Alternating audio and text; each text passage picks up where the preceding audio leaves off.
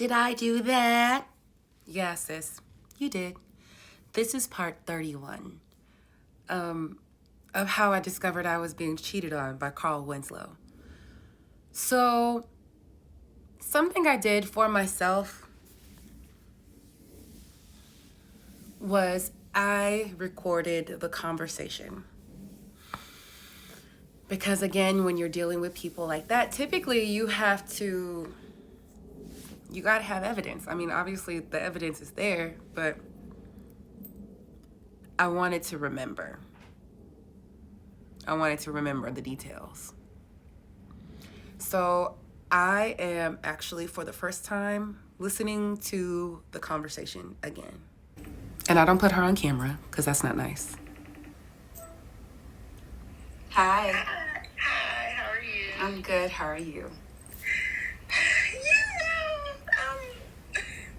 Girl. I really, That's all I'm saying. I'm making it.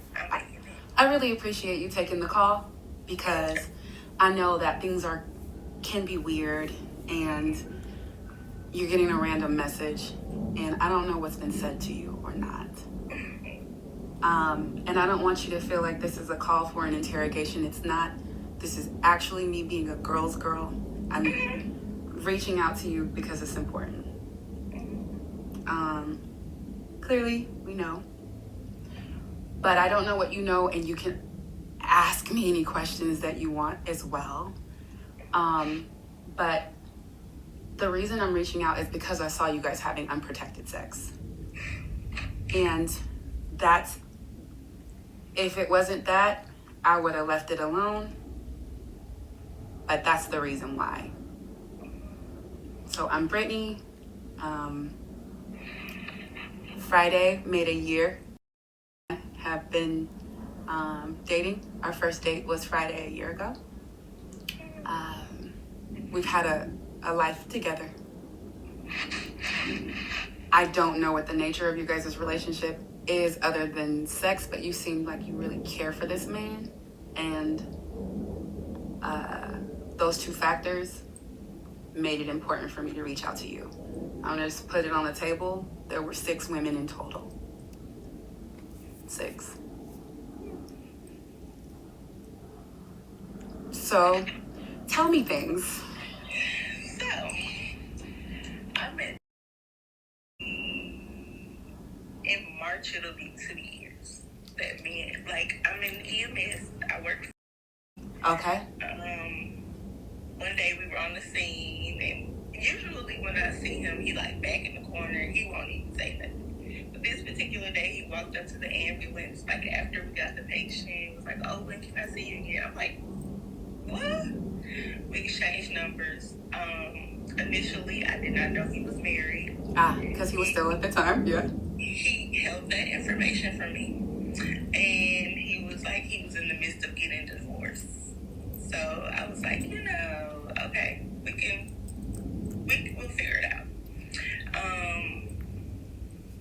I no longer live in Georgia. I moved in January this year.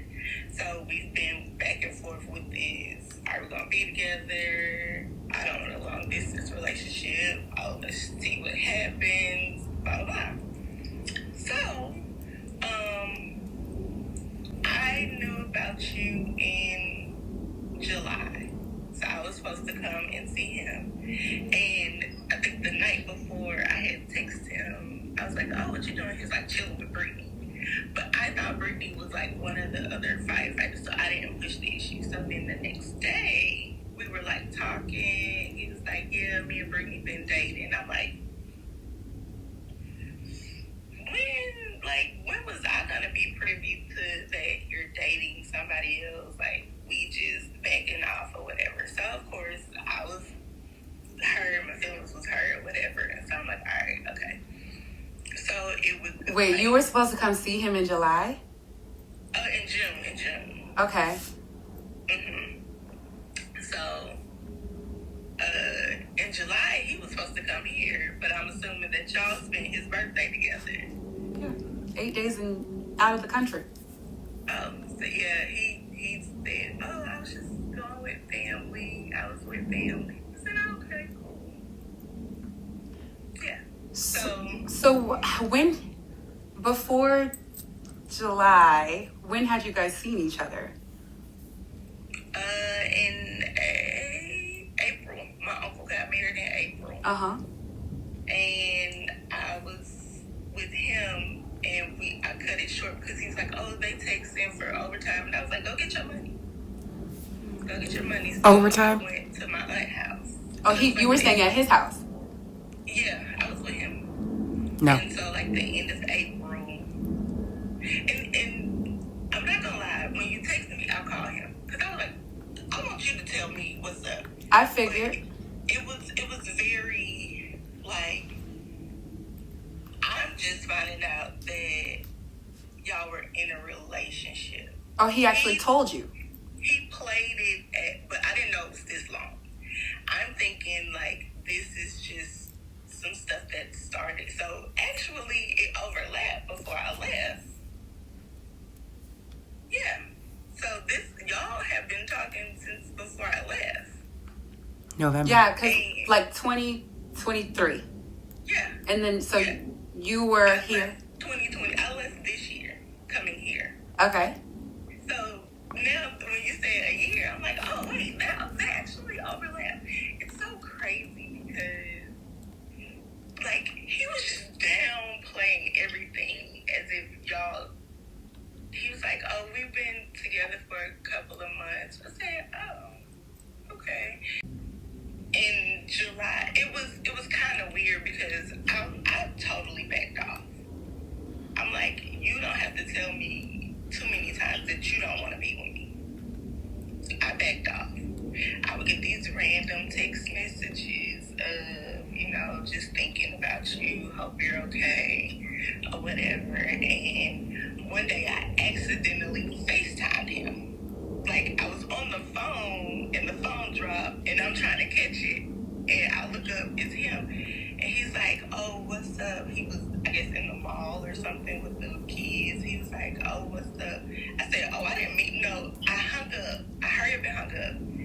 And he texted, like, oh, I'm out with the boys. I'm going to call you back. I said, I didn't mean to call you. So he FaceTimed me back. And I was like, I'm like, oh, he had on the hat that I had bought him for Christmas, or for his birthday. And I was like, I said, oh, I didn't mean to. Oh, this year? You got him a hat for his birthday? Which one? That Cleveland hat?